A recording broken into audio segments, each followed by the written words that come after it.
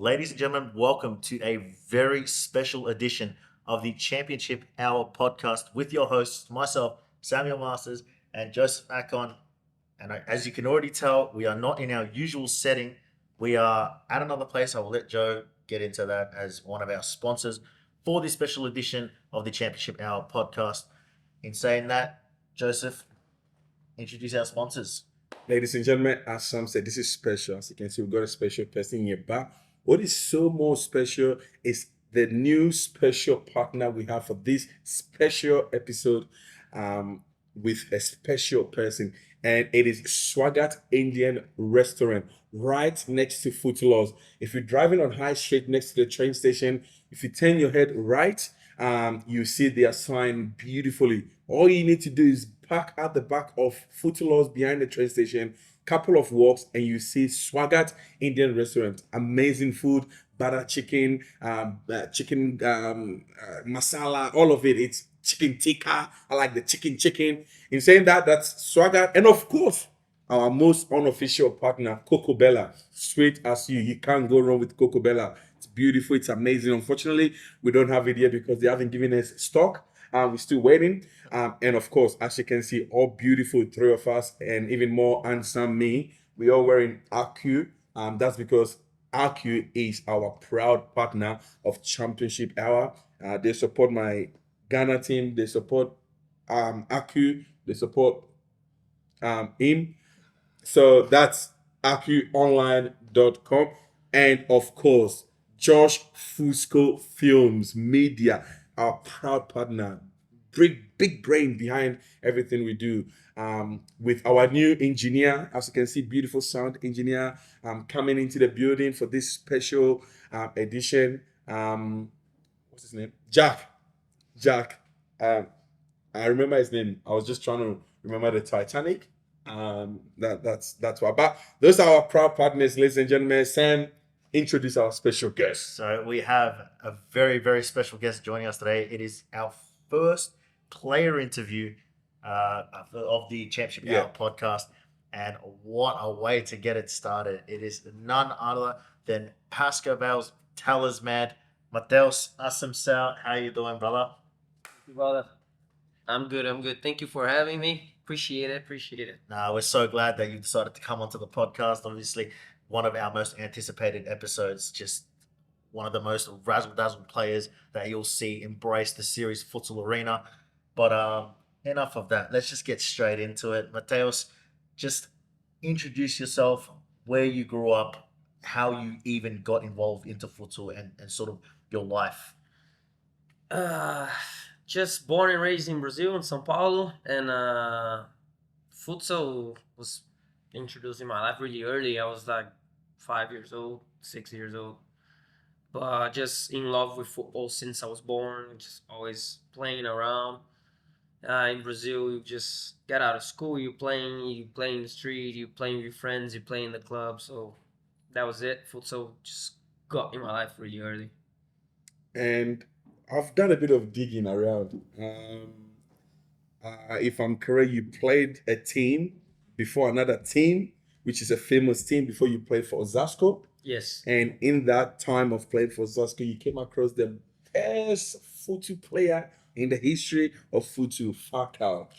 Yeah, I did. Played against Falcão. Was very, very good experience at the time. I was 17 years old, playing the under 20s, and had the first appearances in the professional team of Osasco. And Falcão just was starting the project, what now is Magnus, was at the time Brazil Kirin. And we played against them in the league. It was amazing. It was like full arena, almost 10,000 people just to see him, obviously. And crazy to think that you're gonna play when you start playing futsal and you're watching him in the TV doing everything that he did, and you're gonna end up going and playing against the guy. You never imagine that's gonna work, but yeah, it was amazing. And you might recognize this team. Its affiliate outdoor team played in the Club World Cup against Chelsea. Big team, Palmeiras. That's where you play. You played for that team. Yeah, yes, was I'm a Palmeiras fan. Actually, my dad is a Palmeiras fan, so for me it was amazing to be able to play for them. And when you get to that structure, that when you're wearing that shirt and people are looking and like, okay, that kid plays for Palmeiras, and you have that whole like aura of being a Yeah. Palmeiras player is just crazy. That feeling is amazing, and was very good. It was not for that long, but was amazing. It's an amazing experience as well. Sources tell me growing up, well, I mean, you've changed it now because I did a bit of, I put my cybersecurity into effect. I tapped into your phone. I realized you really love Neymar, but your famous best and first ever player you fell in love with, I fell in love with, I'm sure you probably fell in love with, I'm sure everyone fell in love with Ronaldinho. 100%. Yeah, it was my favorite player growing up. I guess the whole generation watching him when he was at Barcelona and doing those stuff and just watching him felt like he was just creating dribbles and moving in moves out of nowhere. Every game was a different move, different dribbles. Watching that, trying to replicate, trying to like be able to do it. So yeah, definitely my favorite player. Uh, when I was growing up was Ronaldinho. Yeah. Oh, well, look, we'll get more into, we'll touch on your time in America because I know you play. I did my research, I'm telling you. After Brazil, you went into America to Gibraltar. We touch on all of that, but eventually you returned to play outdoor in Brazil. Yes, yes. There's went to a bit quite a few places following the football and yeah, been to America, Gibraltar, Spain, Australia now, but then I went back to Brazil and managed to play 2 seasons there professionally, which is close to home, was and also another dream that I was able to realize because of football. All right. So, in saying that, obviously, we will dive into the personal life of Matheus Assumpcao in the following segments of this interview. Obviously, your time in America, Spain, Gibraltar, all of it, and then your time in Australia currently now, which is, I think, something that everyone's going to be looking forward to. So, don't go anywhere. We'll be right back with the next segment. Ladies and gentlemen, we have just spoken to Matheus about his time in Brazil. And obviously, he hasn't just played professionally in Brazil, he's also played in other countries.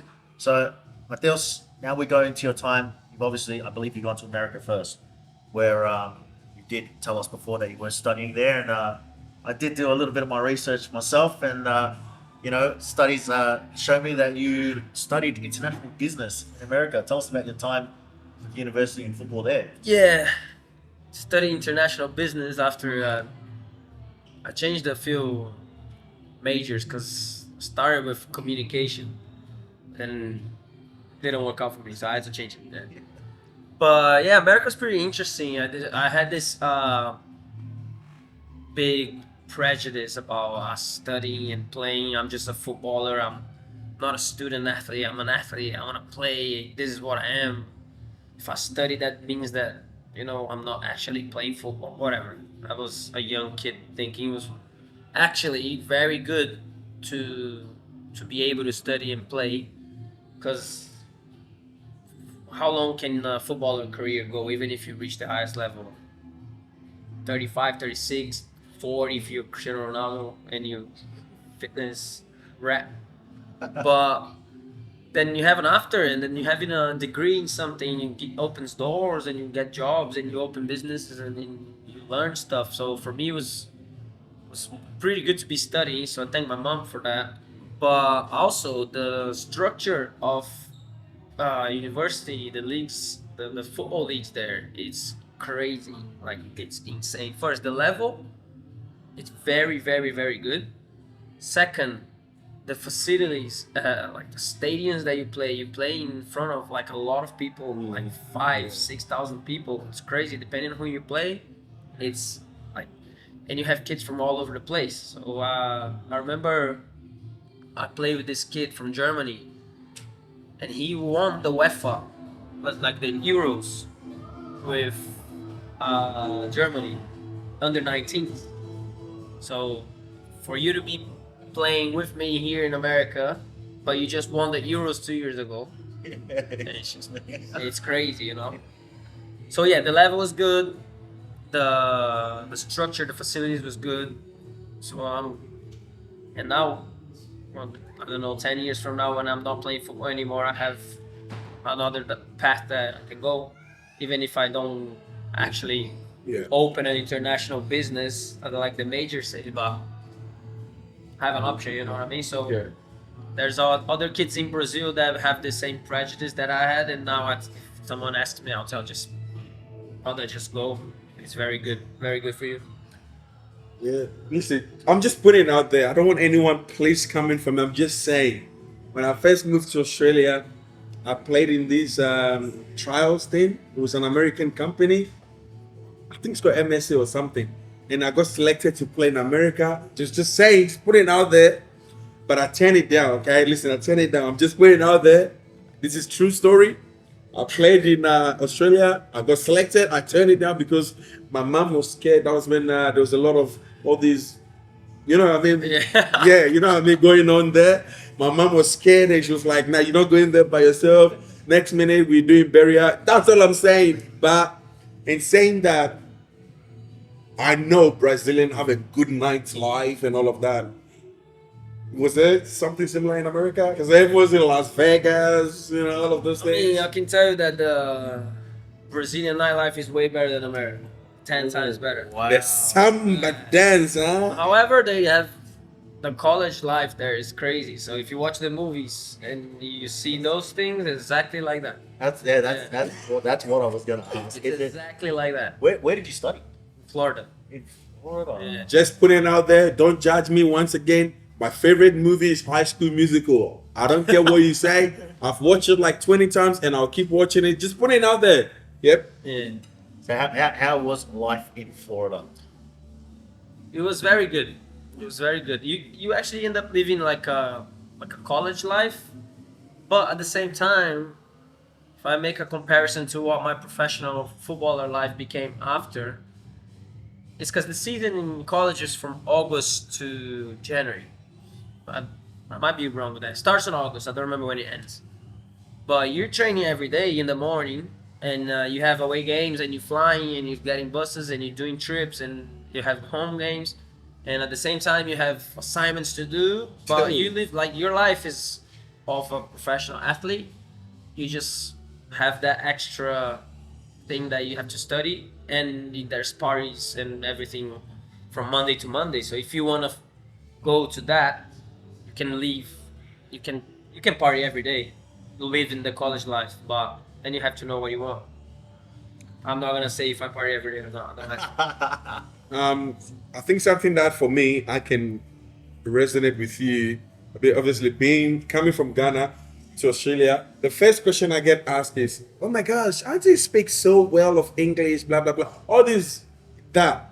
Now, coming from Brazil to America, I'm sure obviously you weren't fluent in English. With your accent, were you getting the college? Yeah. Yeah, the accent helps. The accent helps. Okay, there we go. But I guess you have to learn. Like it gets to that point that either you speak or you speak, because you're gonna be in situations that if you don't know how to speak English, if you don't understand some information, you're gonna get in like situations that you don't want to be in. Yeah.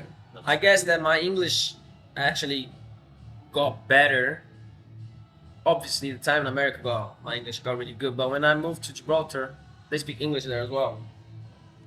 And I lived, I don't know why, but every team that I played, there was a British player that was my housemate.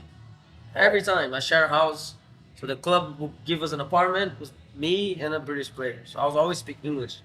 Even when I got here, people was thinking I was Irish because I have like this weird mixed accent from America, Brazil, and somewhere in the UK.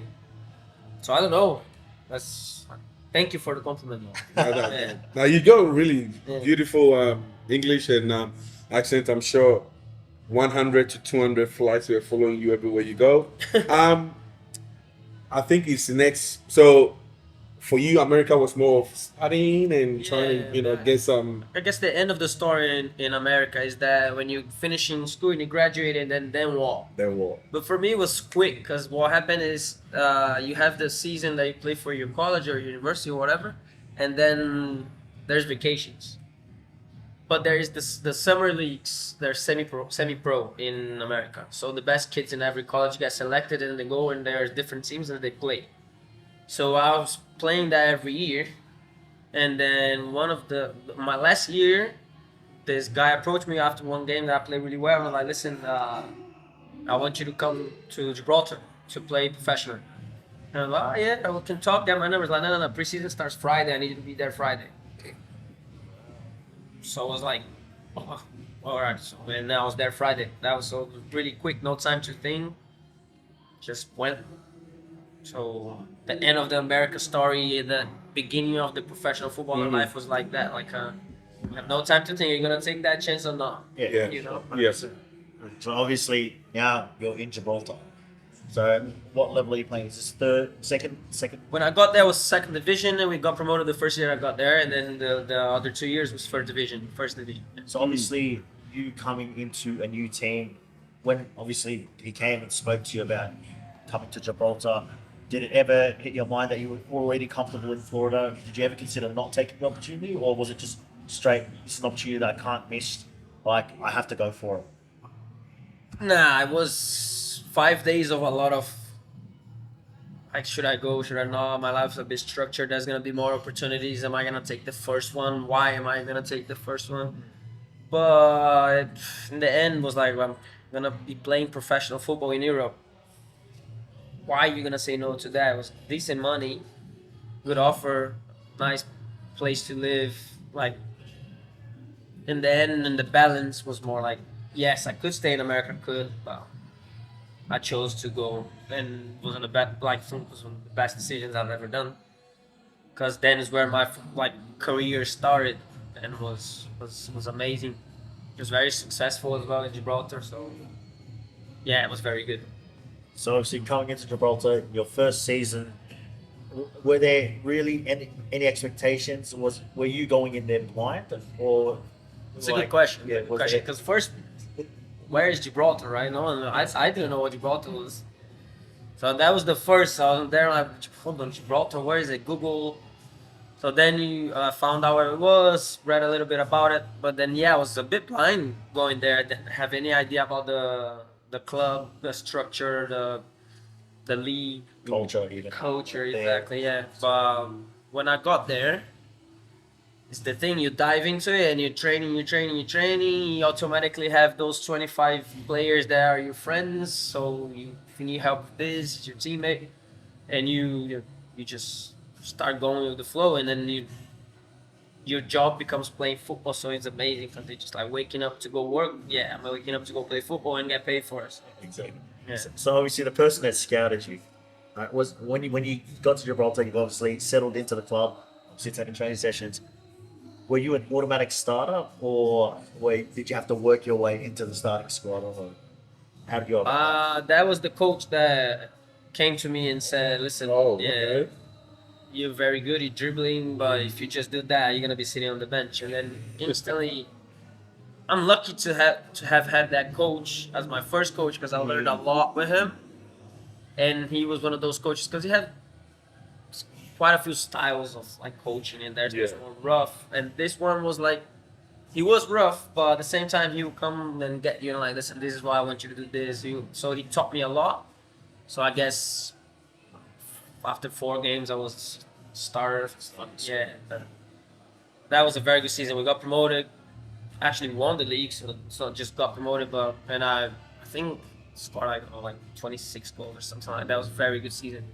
Then went to the first division, and then the jump of the level was crazy, because the first division in Gibraltar, I don't know if people know, but the first, second, and third, there's 3 spots for Champions League and UEFA. Yeah. So obviously you don't go straight into group stage, but you go to the preliminary rounds. Yeah. So everyone wants to play that, and then the jump, the level was crazy. So I was actually me and this other kid was the only 2 players from the squad from the second division that actually stayed and played the first. Everyone else was see you later. Oh, wow. Wow. Yeah, it was crazy. Very cutthroat. Yeah, that's the football world is ruthless. Yeah, it is. It's honestly, the footballing world is in my honest opinion, I don't know if everyone shares this with me, I feel like it's a very unforgiving sport. in the sense of you are given an opportunity, but it can quickly be taken away from you just like I that. would even change that. I think football is a very, what you say, unforgiving Unforgiving. business. I don't even think it's that just a sport. And people have to understand that this is what it is. What it is. It's money. It's just, if you're not successful, I need you to give me something. If you don't, I'll find someone that gives me something. Wow. Exactly. Cutthroat. It's in the sense of every player is replaceable. Yeah, So pretty much. So it's everything to play for when it comes to professional football, and it's the little things, like the minor details that separate those players that make it successful and those that don't. Especially because I think there's this idea that everyone has about football that even I had it as well. Football is that 1% that we see on TV, the Premier League players, the players that have that life of a billionaire, Yeah. and you have the other layers. 'Cause that's where I think the actual talk should go. Because the 1%, all right, they have an amazing life, they're amazing footballers, but then what about the rest that you don't have the cameras on them every day? They're like, for example, here in Australia, you have players that have a job and then play, and then I don't know. I remember when I was in Spain, this kid got injured, and the club said, "All right, see you later. Bye. Don't need you. You're not gonna play." Wow. There's nothing you can do. So Wow. it's not that easy life that everyone like dreams about, and that actually is actually sold to kids. Are you gonna go play football? You're gonna become a professional footballer. Your life's gonna be amazing.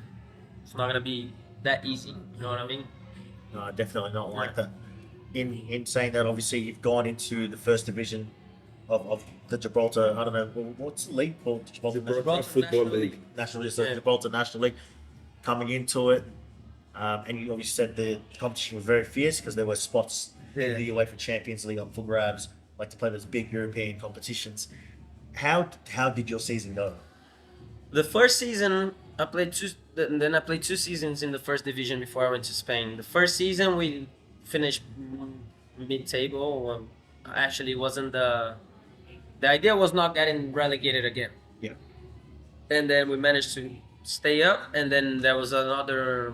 And then the club was sold to the ex-owner of Watford in England. Yeah, and then there was a big injection of money, and then we start pushing for the top spots. And my second season, we finished fourth, so we just missed the UEFA. And then I left. I went to Spain because it was a higher level. That I thought the opportunity was gonna be. I mean, my decision at the time to just also playing Spain is more of, I don't know. For me, was, I don't know, gave me that little, like we were talking before about the ambition. Okay, I can play that level, so I'm gonna go and play that level. So that's what happened. But then the next season they got third, and we went to play the UEFA. So that was a bit like, should I stay 1 more year? So we found the issue. You were the problem. Yeah, exactly. Exactly. Then my housemate is still playing for the same team to this day. They just got the UEFA again. Ooh. Yeah. So it's been, the club is just, It's been on the up. it's been good. But then I don't regret going to Spain because the levels are again another jump, and learn a lot in Spain as well. I think playing in Spain at third division was the only thing that gave me the opportunity to go back to Brazil and play professionally in Brazil, which was also another dream to that I managed to. So if I'm correct, obviously we've touched on all the teams and club you've played for so far. Some will take us into Spain with our next segment. But what a lot of people need to also know is your position. If I'm correct, you're an attacking midfielder? Yes, exactly. Does Futu have any sort of like impact on that, or like, because obviously, look, growing up, right? Dude, this is like a myth people tell me. Sorry to say this, but they're like, you always, when as a child, you put the big boys in the goals, and then somehow they become goalkeepers. So, how did you come about being an attacking midfielder? To be fair, I was not always an attacking midfielder. I was a starter as a winger. So before my hamstrings started giving me issues, I was a winger. And then I don't know how I became I think Yeah, I was in Spain. In Spain, I was already playing as a number 10, as attacking midfielder. Coach's decision was like, nah, I see that I want you to play here. And I'm like, all right. And then you just have to start figuring out that position, which is a lot harder. But futsal helped me a lot. Because the thing, when you're playing on the wing, you have the line behind you protecting. There's no one going to come and get the ball from behind. Yeah. Because it's over, the pitch is done. Yeah. But when you're in the middle, there's people coming from everywhere, and you have to make those quick decisions in that short space. So that's when the futsal comes in. Yeah. I guess the decision making is all futsal. In saying that, obviously, we're going to wrap it up here in terms of your time in Gibraltar. Obviously, the next segment will move into your time playing in Spain. And then I think with that, we'll also sort of touch base. I think we've already touched base in terms of your returning time in Brazil. Yeah. I think that's when we get into your big move to Australia and how you've managed to make a name for yourself here. So, yeah, looking forward to that segment. So we'll be right back.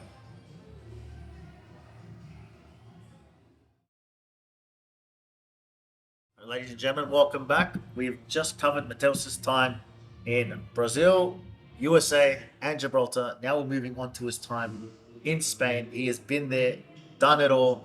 Let's get straight into it. Obviously, you've just finished your second season in Gibraltar, playing in the first division, coming so close. Oh, second season in Gibraltar, first division, coming so close, finishing fourth. And you've obviously decided to pursue another opportunity to play in the well, in my opinion, the capital of football, Spain. In my opinion, that's controversial. Yeah, we agree to disagree on that. It's controversial. You guys can agree to disagree. Very controversial. All I'm saying is there's Raul, David Villa, Iniesta, Xavi. So I'm happy to have this debate with anyone. Anyways, so Right, how many World Cups they have? too many to count. Yeah, on my yeah, fingers. yeah. One, two, three, too many. Anyways, Yeah. the focus is on Matheus. Don't worry about those guys. Obviously, you've now made another big move to Spain. How did that opportunity come about? Pretty much the same way as back in. To be fair, well, my contract was about to finish, and I wasn't happy with the offer I was getting to renovate my contract with the Gibraltar team. And I told them, listen, I'm not happy with this, and I thought that I was in a position to Bargaining. I score goals, I did what I did, and I don't think this is fair. I don't like this offer, so I'm gonna start looking for other options. If you want to sit down again, talk, and see if you can offer me anything else, then we'll talk. And then at that time, my agent started talking to clubs in Spain, and there was 2 clubs, and I went to San Roque because it was close by to where I was living and stuff, and it was a pretty good decision. The season wasn't that good because we ended up fighting for relegation. But at the same time, the environment and I don't know, just because San Roque is a small city and there's only one club in the city. So imagine that the whole city gets behind the club, and it's just those typical Spanish cities that, I don't know, I couldn't even say that. I think it's a town. I don't know the difference in the meaning. Well, every game was packed. Every game was just a lot of people, and the environment, and how they supported the club, and we ended up actually not getting relegated. So they got relegated next season, but but I was not there anymore. I was there in Brazil, so I wasn't the problem this time, like in Gibraltar. So one team, just like in London, there's only Chelsea. That's pretty much what it was like, right? Yeah. Exactly. London is blue and it's always one team, Chelsea. I don't think we've actually touched on it. Now that you brought it up, when you say offer, talk us through like what was like the money like? How does the whole money contract thing work? You have an agent, right? So when you get to that level, you don't want to be dealing with that type of stuff. Of course, you just want to play, train, and do, because if you start, which is a good thing, but it's a bad thing. Those agents, I had problems with one of them. Is just tricky because they see the opportunity, and most of the times the player just trusts everything in that guy, and I didn't have much information about it. But anyway, he would come to me and like, listen, you have this club got in touch. We have this offer. Even during the season, like, are you interested? Do you want to leave? Do you want to stay? This is how much they're offering per week. This is how much they're offering per month, plus housing, plus car, or whatever. And then you just see what the situation is. Yeah. So for me, that time, the offer that they made was better than the offer that I had to stay in Gibraltar. So I just chose to go. Financially, it was better. The house that they gave me was good. So the living situation was good, and the level was better. So for me, it was just like simple. Then I went back. I even went back to the Gibraltar team and I was like, listen, if you guys want me to stay, I have another offer that suits me better now. And then they didn't. They chose not to get into negotiation. So the offers are more like that. It's never to you. Never. It's not like the beginning of that the guy comes to me like, okay, I want you to be there. Yeah. Because when you're young, whatever, that gets to a level that they get in touch through your age. Yeah. Yeah. Now you've moved from Brazil. You've gone to America. We've touched on language barrier. Now you've moved to Gibraltar. Now you're moving to Spain. Was that the same sort of? Nah, because Portuguese and Spanish is pretty similar. For someone that speaks Portuguese, born speaking Portuguese, it's easy to learn the Spanish, to understand. I always understood Spanish, obviously not fluently, but I would be able to survive easily in Spain with the Spanish that I had at the time. And then you end up learning it's quick. So I didn't have a language barrier. That wasn't a problem. Yeah, it was pretty easy. So obviously you mentioned that this is a small town and obviously everyone's behind the club. Now what tends to happen, especially with small town clubs and stuff like that, is you guys are fighting relegation, right? And you get to the fans. Obviously, I would have a feeling. I think it's safe to assume that it would have been a bit hostile. 100%. Yeah. The fans would have been ruthless. They would have been. Do you reckon that affected your decision to only stay for that season, or? No, the thing is, no, my decision to stay just for that season is because the opportunity came for me to play in Brazil, and I was away from my family, and I just wanted to be home. My mom was like, "Come back." Yeah. That was just hard for me. I'm gonna play in Brazil. I'm gonna be close to my family. So the decision to play one season in Spain was that. But yes, they were ruthless. The thing is that they're Europeans. So, A little bit, there's something in their culture. There's a little bit more polite. I don't know. I might be than Brazilians. Because then the next season I go play in Brazil, and we also fight for relegation there, and it was completely different type of like disrespect and atmosphere towards the players. In Spain, they would come to you. They would approach you like no, like you'd be in the I don't know, go out to eat some food, and they'll come and like, come on, we cannot let the club go down. Do you understand the history of this club? This, and that. But that was it. They'll just leave, you know? As in Brazil, when we were fighting for relegation, and it didn't happen to me, but happened with a few of the boys. They didn't get selected to the squad, and we went to play, and they went out the night before. No, they didn't went out. They went to a bar. They were having a few beers. It was a small city as well, and then the fans were like, how are you drinking if we play tomorrow? Because the fans wouldn't know that they were not in the squad, so they just get into them and then get physical. And Brazil is completely different, but it's another thing. The only profession in the whole planet that everyone thinks that they know better. So they're gonna like, I don't know, if you're a lawyer and I see you drinking, I'm not gonna go to you and like, you have to work tomorrow, you don't drink. But then a football player cannot go out. Football player cannot do anything. So I don't agree with that part of the mentality of the fans, I guess. But yeah, I guess we saved the club in Spain, so we were fine with them. In Brazil as well. So yeah. They probably forget you guys are human sometimes. So if they didn't catch a flight to Australia. So obviously you avoided relegation. If you had to sum up your time in Spain, like how would you describe it? If you had to put it into one statement, how would you describe your time? It's easy that developing tactical knowledge. They are crazy how they understand the game. tactics and how they teach and the style of game. I didn't know half of the football that I know if the Spain season didn't happen. It's a lot of knowledge tactically. So for me, it sums up my time in Spain. Well, I think what I'm really excited is to try and get into Australia because I think that's how we met you. Because this is more like a coverage, it's more just to get a background. But one more question before Sam closes us off in Spain. Did your club play in the Copa del Rio? Yeah, we lost Did first you- round. Lost first round. I was going to ask whether you played against Nah, any didn't, famous didn't. player. Nah. Damn, they got knocked out like Yeah. Arsenal. Yeah, Like Arsenal. Yeah, I'm touching on some nerves. All right, well, look, Sam.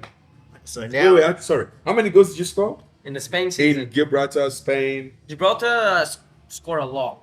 I was in the wing, I scored a lot. We have to double check that, but I can put money that I'm still the top scorer of the history of that club. Oh, But in Spain, I my was, sources says it's 28 goals. yeah, that's a lot. Nah, fair enough. But in Spain, I think I didn't score more than 10. Okay. Yeah.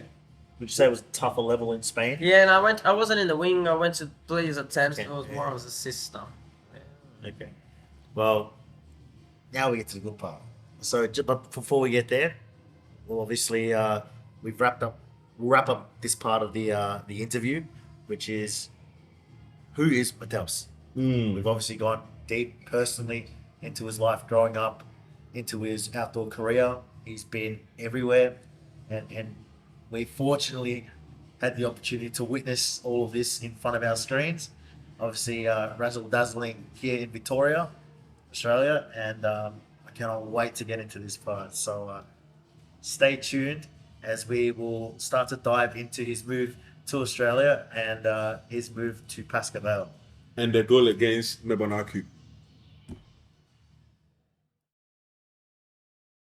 So, ladies and gentlemen, welcome to the next part of our interview with Matheus Assumpcao. Assumpcao. Assumpcao. I'll never get it right. Anyways, so Matheus, we've just covered your personal journey from growing up in Brazil, playing in multiple countries, playing professionally, and now we come to the time in Australia. Before we even dive into your time here, how did you even end up in Australia? So I was playing in Brazil, but I wasn't happy. Because what happened was when I went back to Brazil to play, I was playing close to my house, my family was good. But then I got another offer in Brazil and I transferred clubs in Brazil. Then that was far. That was when we didn't have a good season, so the fans were not really good, the players and all that. And then I was like, I want to go. And then I want to go back to Europe. I wanted to go back. But my agent at the time said we don't have any offers from there. We have no market, nothing. But I have options in Australia. And I was like, all right, how is the offer? Because it's far. Nothing is farther than Australia coming from Brazil. And what happened was I was supposed to come to play for Bentley Green and PL1. Wow. Yeah. Okay. And when the visa situation is complicated because I couldn't get an athlete visa, working visa at the moment when I was supposed to come. And anyway, the visa took a little bit longer to come out. And then when I landed here, they already signed another visa player. And you only have 2 or 3 visa players in the NPL1, something like that. So then I was here and I was calling my agent like, nah, I'm not going to play here. Cannot sign me because there's no visa spots. And then I ended up going to play for Pascoe Vale in NPL2 here. So it was a bit frustrating when I got here because then I realized that, because I didn't know it was semi-professional. I didn't know that the life here playing football wasn't the same life that I was used to. Yeah. And then you get that whole break of, now I have to, you getting paid only during the season. Then after you have to find a job, then you have to work. And it's very hard, that transition part. Now that I'm settled, now that I'm like, Melbourne is amazing. I fell in love with the city. Like it's the best city, best country that I lived in of all those, even though It's not the full-time professional life. So yeah, that's how I came to Australia. And How much is Melbourne paying you that you are saying all this stuff about? good money, man. Enough money to be happy. But then play the season, Pascoe Vale got relegated. Oh, yeah. Hang on a second. I'm picking up on a trend. So it seems every team Every you team I play somehow get relegated. Matheus. But we changed that now. Okay. Then I went to Pascoe Vale futsal, and I've been just getting promoted back to back. We'll get back to that one. Okay, wait on that. So Yeah. So obviously, we now know how you ended up in Australia. Obviously playing for Pascoe Vale. Now everyone wants to know, how did Pascoe Vale Futsal Club get a hold of you? So there's a thing that happens when you're out of Brazil, being a Brazilian. Every Brazilian know a Brazilian that is there, and then you help each other. It's very strong in the Brazilian communities when you're outside of Brazil. So when I came to Melbourne, I don't remember exactly who, but someone got in touch with Mauricio, and he's been here for, I don't know, 14 years, I think. And amazing guy, is always like helping people, especially people that just got here. And I remember how I got in touch with him, because Alex Cobo was my coach at Pascoe Vale, and they work at the academy together. So he came to watch a game, and then we became friends. And then he was like, "Ah, do you play futsal?" And then went back to that. I was like, "No, I'm never gonna play futsal again because of that Yeah, the situation I had." experience. So I know. Anyway, then one of my close friends, Vinicius, plays with us now as well, was living in Gold Coast. He came to try out for a few outdoor clubs, and he ended up playing with Kevin from Moreland and the outdoor. Okay. And then Kevin was like, "Don't you want to come and play futsal one night? See what you think?" Like, yeah, well. So Vinny came to play, and he was staying at my place. So I drove him, and I watched the game, and I was like, maybe I can play as well. And then Mauricio was like, "Come play for us, come play for us." And then I met the Chachi brothers, and then the rest is history. sources tells me that when they tried, they even begged you.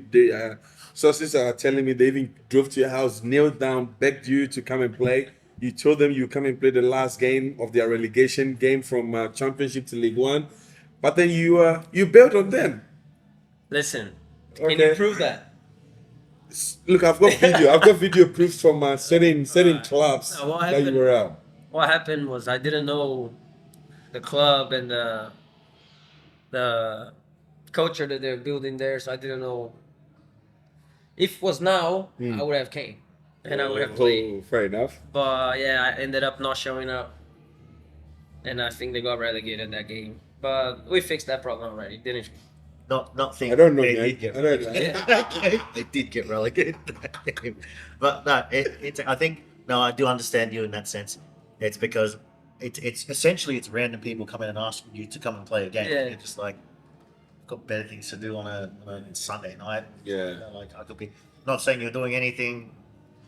Or whatever. maybe I was tired. Yeah, tired. Yeah, just wanted to catch the act. Exactly. But no, I completely understand you in that sense. And then they get relegated. They're in League One now, and we see you walk into the doors for the first time. Everyone's hyped. The Chachis have hyped you up. They've gone, "We've signed this amazing player." And then they gave us. We've seen you walk in. I'm just. I could tell straight away. Oh, this guy's a Brazilian. Probably doesn't speak English. You look, like when I saw you walk. I'll be honest. When I saw you walk in for the first time, I'm just like, this guy definitely doesn't speak English. So I can see how the boys got a hold of him. Richie has probably Google Translate for him wherever he goes. Like I honestly, and I'm being dead set honest, I didn't hear you speak for probably like 10, 12 rounds. I genuinely believed you didn't speak any English. Just like, so in saying that, you've come into this new team. Did you buy into this culture straight away, or did it take you a bit of time to sort of warm into it? Took me a bit of time. I think the first season when we were playing League One, isn't it? League One, yeah.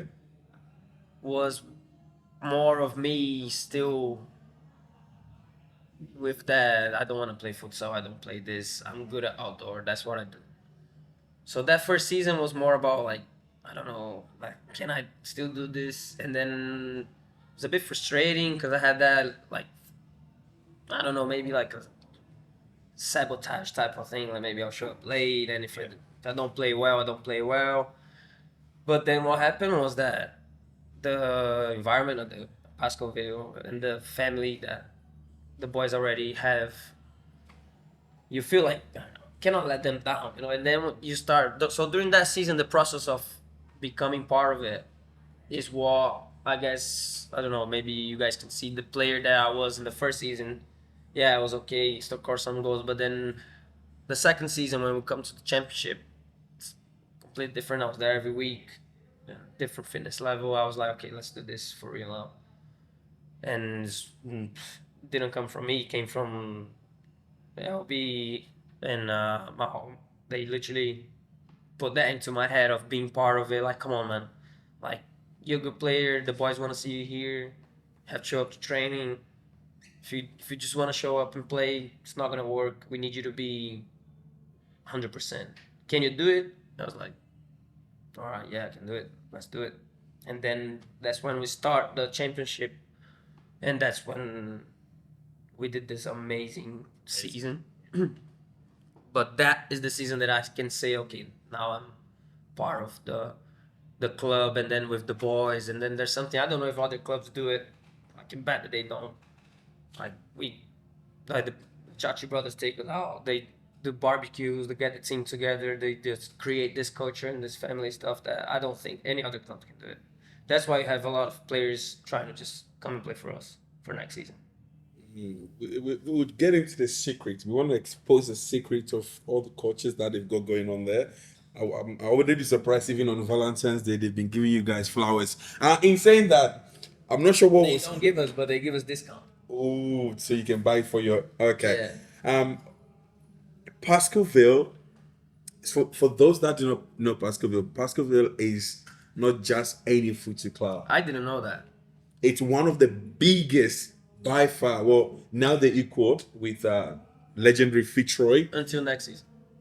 until next season. Oh, we're ahead of them again. Oh, okay. We'll get there. We'll get there. But coming into this club, I'm not sure what the boys told you because there's been players that have played, and notably one of the best player is Andre the Doctor Caro. Were you aware of him? Did the boys mention him? Was there any pressure? Was there any mention of him at all with what he did at Pasco? No, not really. But I came to meet Andre and the All Stars. That's when I just met him. I think I saw him. I saw him in the. Oh, no, I met him. I met his dad. Okay. I saw when Vinny played with Moreland. I sat down next to his dad. Okay. And they were playing. So that's how I found, because I knew Kevin and Vinny, and then I was shouting some Portuguese stuff to them, and then the guy next to me understood. That's the worst thing. And then he told me that he was Andre's dad. But no, I didn't know about Andre until I met him in the All Stars game. Yeah. In saying that, let's just track back a little bit. Let's go back to your season in League One. You were telling us that in a way you admitted that you didn't fully commit yourself that season. Right? Because if you committed yourself that season, the way you committed yourself this season, I'm telling you, it'd be another. Run. Yeah. So, like, it still amazes me, and I'm sure it still amazes a lot of people to see what you were still, the damage you were still able to do, like, in that league. Like, just tell me, what were your thoughts on the level, like your opposition? Obviously, you're playing in Brazil compared to playing in Australia. Like, there's obviously a very, very big difference in terms of the level they play against, and it's a very different game here than it is in Brazil. Yeah, I guess there's one thing that makes the game here a little bit different. So the size of the court, the throwing with your hands, it makes it more equal. So if you get, for example, teams from the highest level in Brazil, and they come play series here. They play, I don't know, Fitzroy or Moreland. Yes, they're gonna beat them, but it's not gonna be that easy because it's too small. Every shot is a dangerous shot. There's a deflection, is a goal. So the court makes the game more even. Is it a good thing? Is it a bad thing? I don't know. I guess there's opinions. But if you put a Brazilian team to play against Moreland or Fitzroy in a 40 by 20, it's gonna be a slaughter the first. level is just completely Yeah, different. that's what I'm saying. Obviously, coming to a smaller court, obviously with modified rules you're not used to. Yeah. Like, were you a fan of it, or did you struggle to adapt a little bit? I still struggle every time. If you watch the game, someone takes a throw in their hands. The guy behind me, they score because I don't remember the rule of the throw in their hands, so I forget every time. So yeah, it's hard. I mean, it's just, I guess, it's the idea, and if you play in that league and you're gonna be fighting against the rules, I don't think that's the point. It's, if you're in it, just might not like it, but just move on with it and play. Do you like it? No, Do you want to get rid of it? I know a guy. you know a guy. Yeah. Yeah, you talk to him then, please. Dan. I'll talk to him. He's a very good friend of mine. But in looking at here, obviously, Series Futu, which encompasses all the elite leagues, there's 2 seasons. Basically, there's Futu every day. Is that the same sort of how it is in Brazil? Or you just No, go the one season? setup is completely different. But there's more teams. Mm. For example, so I would say the first division in Brazil will have, I don't know, 20 teams, and then everyone's gonna play against everyone. So it is a long season, but it's not like here they have futsal every day the whole year. Yeah. It's good. Plus, you have futsal here, and the outdoor soccer is not that big, so people actually come and play, watch. In Brazil, the outdoor is massive, so people don't really watch futsal. It's just that some parts of the country that is very big, and cities that are passionate about futsal. So I don't know, that's a difference as well. And playing in guys, we are in India, so in case you're listening, just putting it out there. We took a flight. So being in League One, we've got Clubs Cup and other things going on there. Now that with the players that you come up against, would you say like in terms of the intensity between Pascoe and some of the teams? Obviously, we know you guys put in training and all of that. But when you were playing in League One, what do you think that there was competition for you guys? I think what makes the competition is the physicality that they put, and the court being small allows them to do it. Because if you have a bigger space, they're not gonna be able to put that physicality, and they wouldn't be able to get to us. Because they can, it makes the game more equal. Yeah. So as in the intensity that we are capable of putting in a game, it just goes until like there's a limit to it. Because if it is more space, then you can have like different styles of play. You can use the space. You can do a little bit of long balls transition game. As in the small court, you can't. So yes, the intensity that we put is not the same with the other teams, but maybe because we train, maybe because I don't know. Some of us play outdoors, so the fitness level is higher. Yeah. But I think yes, some games are tough. Some games are very tough. Most of it because of the physicality of the other teams, and then you get frustrated. I don't like getting kicked, man. I mean, I get kicked every game, so you start getting kicked. You got start like I don't know. It gets frustrating, and then you make mistakes, and then they go and score, and then the game is it's 1-0 now. So and then it gives confidence to the other teams. So yeah, there was plenty of hard games in League One. I've got 2 questions in my mind right now, just so I don't forget before Sam comes in. The first one being, obviously, we've talked about the intensity. I'll mention the other things soon, but you've experienced referees in different aspects, from Futu in Brazil to outdoor. What do you make of the referees here? Can I be 100% honest? Actually, it's unfiltered. It's unfiltered. Mate, Go for it. they are not very good, I would say. Okay. But I mean, at the end of the day, if you're just making mistakes, we forgive you, right? Problem for me is when every referee Well, like, remember what you said about goalkeepers? What did you say about goalkeepers? Can I you don't want to repeat it. Can you repeat it? We know referees are blind. That's what they say. Nah, They say referees are the referees are those players That that couldn't were make it. not good enough. So when it gets to the game, actually the big games, they want to be part of it. So they just tend to like show off a little bit.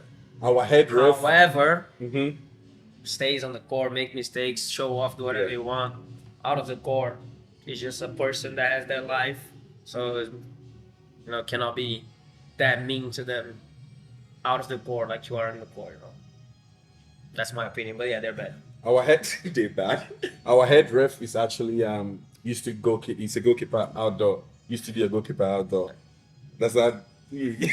It's plays. Now, but one more question from me. Coming from a professional life, Yeah. where you're used to having agents and contracts, I'm sure you just didn't just jump on to play for Pascoe. Was there any sort of contract or incentive in that aspect? There's always it's football, and I think it should be more. Like futsal. If you want futsal to grow, like I said, football is a business, right? Yeah. Futsal has to be a business as well. If there's not money involved, there's not why. How is it gonna become more professional if there's not that incentive to bring better players, to bring better coaches, better refs? You know, Yeah. there has to be money involved. There's also. I was very surprised that you don't have prize money for the clubs that win or get promoted in the futsal here, do you? So I think that should be a thing. My opinion, coming from different environments and different systems, if you want to grow, you have to put money on it. And for the clubs to grow, they have to be fighting for something. Like, okay, I'm gonna get just a trophy, and okay, I'm the champion. Yeah, that's good. That's the good feeling. But then, how does that turns into developing? Because in my idea, football is like you can develop kids, you can have a youth, but then it was just coming from sponsors and the club. Then the league, if the league gives out a, I don't know, just a random amount, but like the winner of series gets $10,000. That can go back into uniform or kits for the youth, for building teams, women's team, whatever. It can invest back in the club. So when it comes to and then it can bring players to play professional, and then it can become more professional. So yeah, there's always money and that type of incentive, which I think is very good and should be in every team. Don't you agree? I agree. I think we're getting to the level where certain clubs have started. More clubs are following. So it'd be good if players can now start being made to sign a contract. That would erase a lot of issues. It becomes more proper and professional. It would incentivize people to actually want to play. You know what? I actually want to play because there's value in it for me as well as a player. So I think teams, managers should start signing contracts. Definitely. Yeah, with the contract comes more of a like professionalism, Yeah. and with that more commitment and more. Then you won't have players that don't show up the next morning. Drinking a lot of water. Yeah, exactly. Yeah, drink a lot of water. All right, we have to wrap it up. Do we? Fortunately, Damn. unfortunately. Let me say one thing first. No. We're not done. We're not done. Just for this part. We'll get into the I'll get into the next one. We'll get into the next part. Obviously, we've touched on League One. We want to get into the Championship. Very good, very good. All right. Yeah. I was gonna say, you boys had a thorn in your side in League One. A what? A thorn in your side, known as the St. George Bulls. You guys, I don't think you guys both beat them once and lost them twice. My memory is fading. I think I'm having. Pretty sure they did lose the head to head. Yeah. Yeah, we did. They Yeah. did. Were they one of those teams that you were talking about, the physicality, you really struggled to adapt to? And Ooh, to be fair, it's gonna sound like an excuse, and I hate doing it, but it's an excuse. The first game that we played them, that I played them, the team that we had wasn't our full team, it was half of it. Yeah. They beat us by law, so it doesn't matter who was playing. No one remembers that. But yeah, they were definitely, because they had their fans as well. So Yeah, that yeah. investment, I loved it. I loved playing against them. It was very good, very, very, very good. Because it gives you that thing, like you hear the fans and they're, You wanna- yeah, I just want to be, you know. Yeah. But I think that in the end, the second game, I'm not gonna lie, I think the St. George fans, they were on my side against their team. I would say that. You can ask them. They were more excited to see you. I think they were more excited to see some dribbling and stuff against their own players than actually winning the game. But I might be wrong. Yeah. All right, so that wraps up the state one side of things, and then on the next segment, we'll go into his journey in championship and the incredible season that they're having, and we'll also touch on his goals and ambitions going forward. So stay tuned for the next part. And some rumor we've been hearing.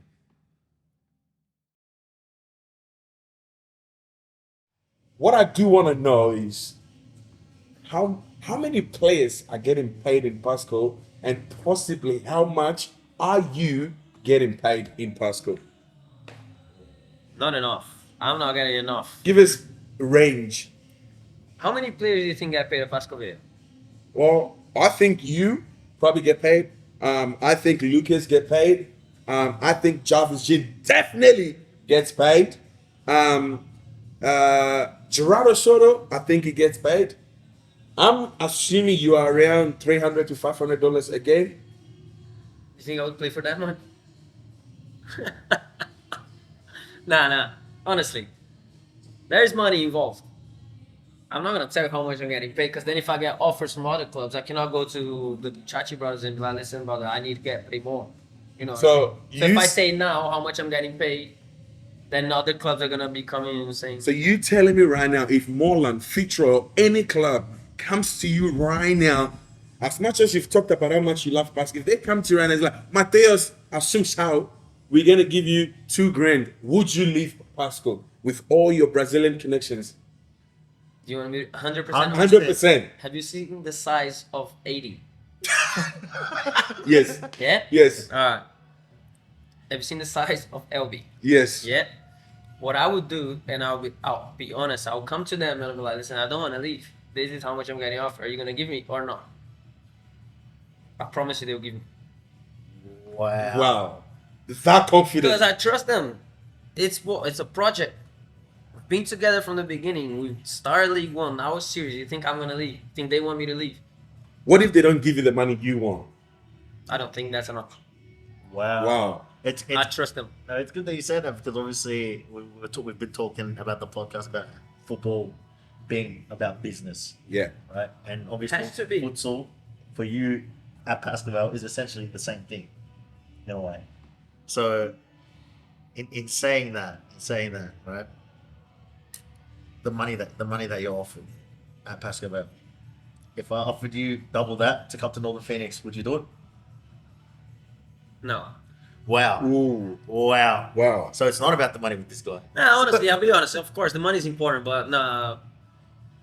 There's a thing that you don't understand, and I think it makes a player more happy, is when you play in an environment that you actually feel part of it, and then you play with your mates. So I'm playing with Lucas, I'm playing with Alisson, I'm playing with Elby, I'm playing with Mauricio, playing with Vini, and now I'm gonna play with Kevin, I'm gonna play with Henrique. So like, why would I leave for more money if I'm gonna play with all my friends?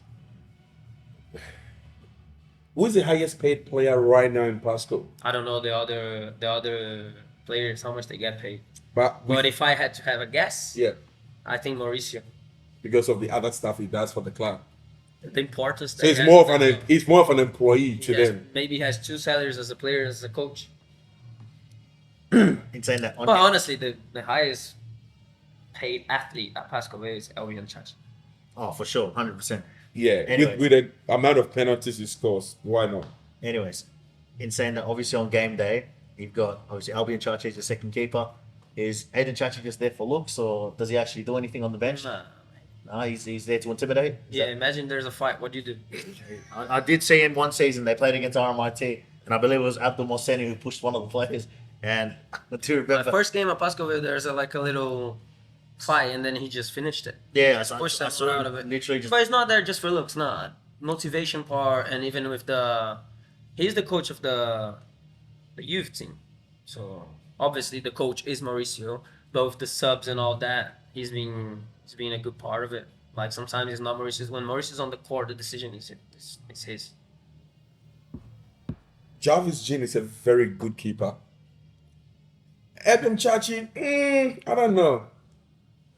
Are you taking those same keepers into series, believing, thinking you guys are definitely going to win the league? Or are you going to sign a new keeper? I'm not signing another keeper. I'm happy with what we have. Even with Elbium as a second choice keeper? Yeah. And you think he would step up when needed?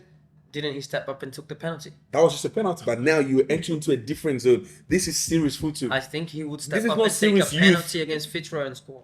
So you think if Jarvis Jean was to get injured, Elbium is ready to step up as the number one choice keeper? 100%. And you have faith maybe in he's him. not ready now, but he will be. So you have that faith in him? Yeah. Really? Yeah. And you put your life down for him? My life. Yeah. Okay. Calm down. Okay. Same. Just want to get into the meat of that. We've I got. have a question. Okay. Who do you think is gonna win series futsal next season? When you guys move there, Yeah. Fitzroy. look, believe it or not, I think him. We are gonna cough it for that. I know it. I can already see the comments going off. I can already see it. We are going to cough it. Thanks, Joe.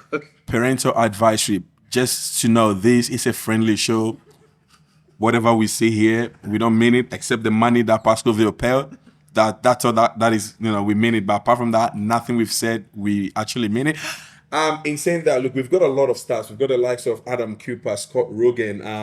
I'm not sure if you've got to watch these players or not, but do you think you guys are better than these players? Individually, 100%. Individually. As a team, no. Not yet. So would you, so when you look at the series football players, you've got the likes of Scotty. I'll probably say Scotty's the top player right now. Josh Allen is there, Adam Cooper, Andre Caro. If you were to put yourself among any of them, where would you put yourself? On top of Scotty or below Scotty? On top. On top of Scotty. As a player individually? Individually. Or as a futsal team player? As a football player individually. Individually, on top. As a collective, as a futsal player for the team, what's his name? Scott. I'll put him on top. Wow, he So didn't even you think he's remember better his name. As a futsal player, yeah. He'd probably be better, but as a football player. So next season, obviously, we know you're bringing in players. I'm assuming they're not also coming empty-handed. You like the money talk. I love it. I just want to know which Saudi company is it probably Etihad? Is it Emirates? I'm just a player. You're just a player. I Yeah. thought you know a lot more. I know how, Don't you I have know how courses? to get my friends to come play with me. That's the only thing I know. Do you have an agent that deals with them, or you deal with them directly? I deal with them directly. We live 5 minutes away from each other, me and Hickey and Kevin. So All right. In saying that, are you still getting paid the same amount that you were getting paid in State 1? we still gonna have state one As is in Last played for when you first played. the first season? Did they bump my up? 2 seasons the same. Hasn't Same. changed. Is it going up? Have you discussed what is We're happening? gonna sit down next week for that, but probably not. So when I mentioned you getting probably around the range of 300 to 500, you said more. Are you within are you within 4 digit? Why didn't you ask that to LB when he was here on the show? I don't know about what LB wants. I'm asking you. I want to ask you. Say it again. I do you have 4 digits? So 4 digits could be 1,000, 1,500, 1,000 or 2,000. No, I'm not in 4 digits. So you're around 3 digit. The Yeah. highest end of 3 digit. So it could be 900, it could be I'll 950. tell you how much I'm on after the show. I told you I cannot say it here, cause then the other clubs is gonna. We can blip it out. I'll tell you. We can blip it out, yeah? And then we'll leave it in. High 3 And then we'll leave it in. High 3 digits. So a lot of green papers. Wow. Yeah. Wow. So what's your plan going into next season? How much are you wanting to get? Not much more. It's alright. Actually, I'm no. not playing for money, Tough question. but it's still a job for me. A tough question. How long do you think the Chachi brothers can keep going with this money business? Do you think at any point they'll probably just crumple and start falling off and be like, we can't pay you guys anymore? Nah, cause the plan that they have is not. They're setting up a They want to bring Pascoe Vale back to what it used to be. So they want to develop a youth, and then there's money coming in, and that's the whole plan for it. So that's not. And I don't think they're the type of people that would risk it. They said Do that something like that. they released an article. They said that when they first took over Pasco, they had a women's team. Within 2 games, they flopped. They ran away.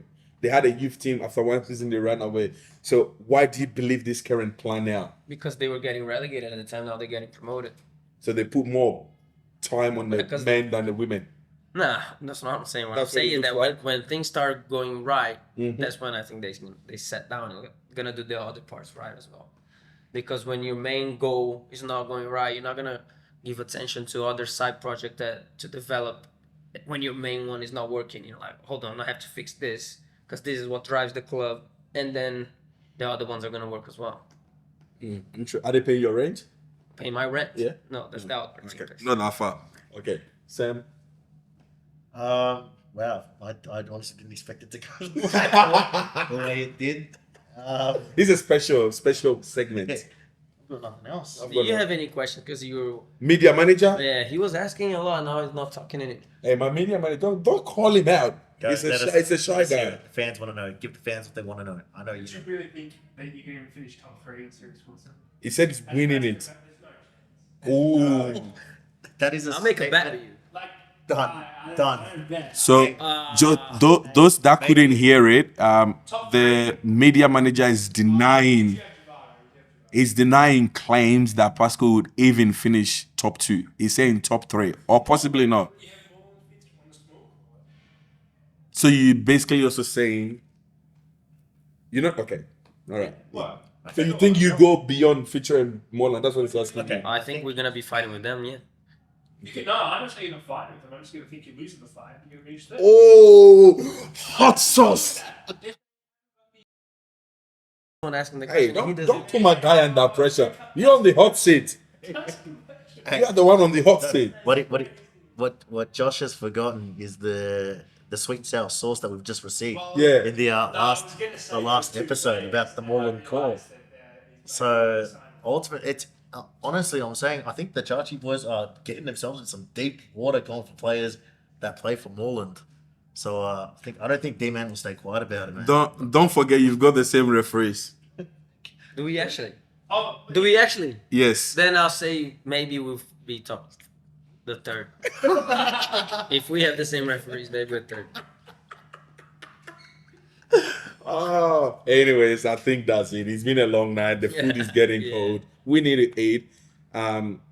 Yeah. Look, we just want to eat. Okay. What's I meant to say? So we've just gone through the spicy bit. part. Just be sure that to join us on the next part. Yeah. See you for the next part. I'm hungry. All right, so Matheus, we've just finished obviously discussing your first season at Pascoe Vale, your State League 1 season. You boys obviously ended up becoming champions. Surely the Chachi boys would have thrown you a little bit of a celebration. Can you tell us how the celebrations went? It was pretty good, man. They rented a house in the Great Ocean Road for us to spend the weekend as a team.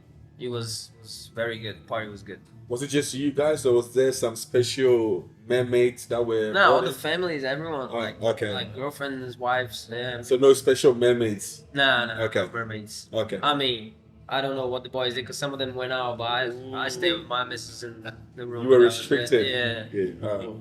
Well, I'm hearing a bit of news that the Chachi brothers are still yet to get you some gear in terms of. Honestly, I that was one of the questions that I said I didn't want to answer at the beginning when you asked me because that hurts my feelings. Because there's some players that get gear, some players that don't.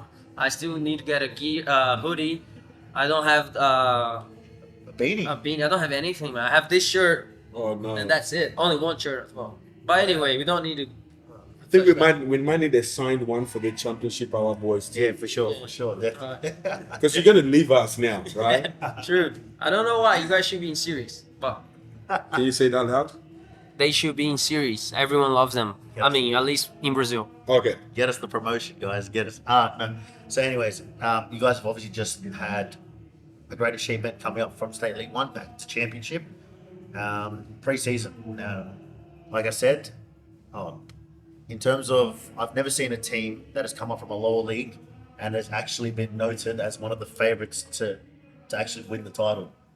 So it shows the level that a lot of people believe that you guys were at. They literally believe that you were a serious futsal bound team. Going into preseason, the expectations were very high. Did you guys approach this season with the goal of just automatic promotion, or was it stepping stones needing to be put in place in order for you to achieve what you have achieved? I mean, I can go with the politic answer and say that yes, was a stepping stone. Yes, no, it wasn't. We just wanted to get promoted, and we knew we were gonna get promoted from the beginning in the championship, and that's how we prepare ourselves to go to do this season. If you, I don't even know how many games, so I know we won every single one of them. For you to go in a season like that, it's not because you're just going stepping stone again at the time. Now you have a goal and you're going for it, but it's the preparation. I honestly, I cannot say about for myself because I'm, to be fair, one of the least, as in commitment and like showing up to trainings. I know, like I was saying about the gear that they owe me, but they forgive me for a lot of other things that I don't do. But some of the players that, if you look at our team from League One, it's basically the same team, and you have players that I've heard before when I came to play futsal, like Lucas, Alisson, Mauricio, Gerardo, some players that have played serious futsal, right? So Yeah. if you have players that have been playing serious futsal, playing League One, and then championship, and they're staying and they're not moving to another club or series, or it's because there is a plan and there's a goal, and that comes from the Chachi brothers and Mauricio to putting everything together. Obviously, the players are the ones that go there and do it, but it's just, yeah. Answering back the question is no. The plan was getting promoted, and we went there and did it. So, in saying that you guys have just gone through so far, there's still, I think, a couple of games left to go, but you are so far undefeated. Now, is the goal for you guys to just keep that undefeated streak, or you guys have the title wrapped up? Obviously, you've automatically been promoted to series. Is there a window of break for some of your players, or like how does the team go about that? I think it's natural that we obviously want to go undefeated the whole season, but there's a time, there's a space that you can. We're going to series futsal. We know that it's a jump. We just saw that in the game against Fitzroy that they destroyed us in the cup. Yeah, so we cannot go into series thinking it's gonna be the same team. There's some players that are not gonna have spot. There's some players that are gonna come and join us. So these next games, I think personally, will be more for players that didn't have that many minutes. Because if you think that our squad is just the squad that goes in the game, no, there's more players that come train and then there's get selected or they don't. So it's an opportunity for those players to show I deserve to be and play next season in series, because the competition is gonna be way harder. So we know that we're gonna have quality players joining us. Okay, in saying that, I'm glad that you did mention the game against Fitzroy. I do remember having a conversation, because I don't know if you know this, but I run one of the clubs in Championship at the moment, Phoenix. I did advise one of the Chachi boys to, I thought, because you boys essentially had the league wrapped up, I'm pretty sure I had a conversation with one of them about potentially resting some of the players like yourself, like Lucas Vaz, for the game against Fitzroy. They obviously didn't, and we ended up putting a very strong side against us for that third game. You already had the head-to-head, but I think it was more so just to establish, So from my understanding, you just wanted us to just throw the games. This to your team. This is not what I'm. This is accusation. No. I'm asking to you. No, this is accusations. I'm the interviewer. Sorry. I'll ask the question. Yeah. Anyways, so yes, I did advise them. I'll be honest, I did advise them. However, they didn't, and ultimately, that game ended up getting you suspended for the game against Fitzroy. Do you think they should have rested you against us or not? I guess if they asked me, do you want to rest or not, I would say no, I want to play, because if we win that game, we win the league. Yeah. So I'll be honest. Well, I was just saying the goal was getting promoted. The goal was getting the championship title. Clubs Cup was just an action. We were buzzing to play Fitzroy. We wanted it a lot, but wasn't the priority, right? For sure. So I guess the decision was that. I don't think they should have rested us. What I think is that the red cards were not. One of red cards. Nah, I mean after rewatching the video, yeah, you can give a red card to me. Yeah. A second yellow.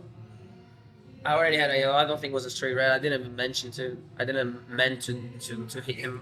So maybe a second yellow, then I would have been able to play, and that would be a completely different game.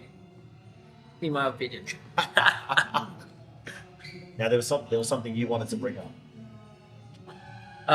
This time. I want to say that for next season, for series, is the same goal for Pascoe Vale. It's going straight to title for us. That's our goal. If we're gonna make it or not, I don't know. But we are looking for some new additions to our squad. Like I said, Brazilians, the community is very strong. So we managed to get Vini to come to play for us. Some other Brazilians might be joining us soon. All right. Now, this is. I'm saying, and I'm talking about Kevin and Henrique, if you're asking. Wow. You are hearing this. Can you say that again? First and get close to the mic and say it. Ladies and gentlemen, this is a Championship Hour exclusive. You have just heard here first that Pascoe Vale are potentially going for two of the most star-studded players in series football, both playing their trades at Moreland. That is Enrique Pimenta and Kevin Dos Santos. Telling you now, if you bring those two into that team, I would not doubt that they are definitely title contenders because, wow, that is some sauce. That's not ketchup. That's not mustard. That's straight up sweet and sour sauce from McDonald's right there. That's how you're only going to get this here at the Championship Hour podcast. So, did the Chargy boys know that you shared this with us? Obviously, you think I would say anything without my president's permission, man? Oh, so they're fully aware. And he's saying that just to confirm, they've signed Guevara. So if I'm right, Is this true? is this confirmed or is this rumor or you've signed Guevara? Man, you saw him training today. Obviously, he signed. Hey, I don't know what Pascoe Vale is building.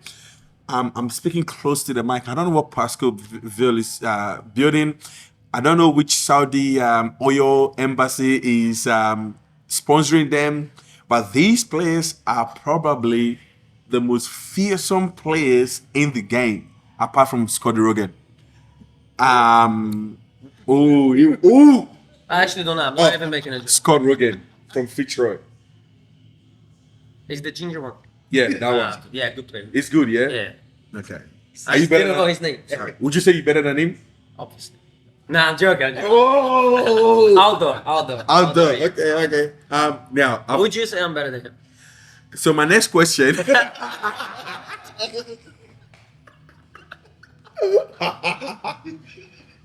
Look, I think both of you've got your own specialty. I'm not gonna be here and raise another question of Joey Toma and Elias. Maybe he will come to us as well, no? Nah, I'm joking. I don't know the But guy. we wrap it. Scott? Scott Rogan. Scott, I'm just joking about that. Yeah, it's all friendly fire. Yeah. We're just about to wrap up. But I've got two questions. The first one, we definitely cannot finish this podcast without mentioning it, right? Sam, turn to him, face him. This team right here, you scored one of the most. That was Probably the my best- question. Actually, that was one question Okay, I'll that leave it to you then. my girlfriend Nina told Okay. me to ask you. Okay. Have you ever was narrating a goal better than that? No. I don't think any. No. I think no. I think the closest I've ever seen in terms of the serious futsal arena of a goal even coming close to that was, I believe, Elvis Campsober's bicycle kick. Yeah. Playing Western Wolves? Yeah, it was playing Western Wolves. Western Wolves. I think that's the closest, but that goal was not as clean as, There was- as that. It wasn't even like directly in front of him. Yeah. It was on the sideline. I think one that I saw, I was a referee by then, but I believe it was what do we call it? Lucas Vaz moved from Pascoe to Moreland, and in that game there was a throw to him. he chested it, and then Bicycle kicked it. It was very close range, but the throw, the precision from Jarvis Jean, I want to know, because when you scored, you looked straight up into the commentator's box. You knew we were going. It's because I could hear you. It was And mad. I've been my mom, she sends me voice notes. She doesn't even speak English, but she sends me voice notes out of nowhere saying, "Oh my days, oh my days, because of you." Can you believe that? Hey, English 101. If you want to learn English language, just join Championship now on YouTube. But obviously, look, in all seriousness, you've I think you've become probably one of the best people that have connected with us Championship Hour. Sure. What has made you buy into us? Obviously, we're going to depart. We don't know whether we'll see you in series commentating. We'll be there. But what's your overall experience, obviously, with us? I was gonna say, honestly, it makes way more fun to watch. Like I told you before we started, my girlfriend loves it. She starts watching the transmission before we even start playing, just because you guys are there and just making fun of players, creating nicknames. That brings, honestly, brings like an extra, like, it's fun to watch when there's someone that is committed to like bringing like joy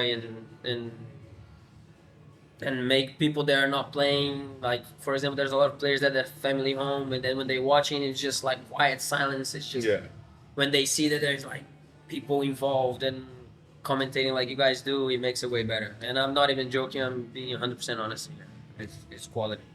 Sam will wrap us off, but I want to say this because I don't know if you remember.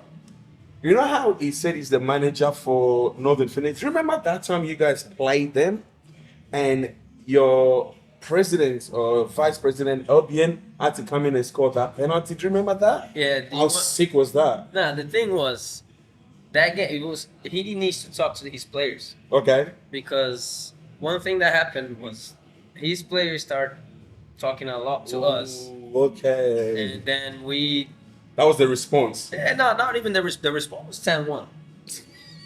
But then when there was a timeout that I don't remember exactly how it was, but then it was a conversation about LB getting in and playing.